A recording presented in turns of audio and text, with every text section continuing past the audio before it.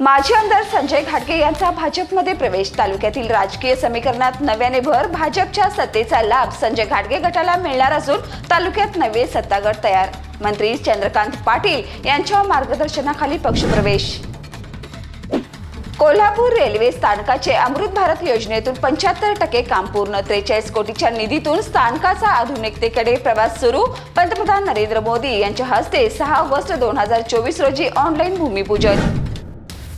महाराणी ताराबाई समाधीच्या जीर्णोद्धारासाठी शाहू समाधी स्थळी मूक ठिय्या आंदोलन। जीर्णोद्धार तात्काळ सुरू करण्याची मागणी। मुख्यमंत्र्यांना निवेदनाद्वारे शिवप्रेमी व समिती सदस्यांचा सहभाग। माधाळमध्ये ऊसाच्या शेतात गांजाची लागवड करणाऱ्या 75 वर्षीय शेतकऱ्याला अटक। पोलिसांनी 21 किलो 957 ग्रॅम वजनाचा गांजा व 2,20,000चा मुद्देमाल केला जप्त। आरोपी मुरगुड पोलिसांच्या ताब्यात।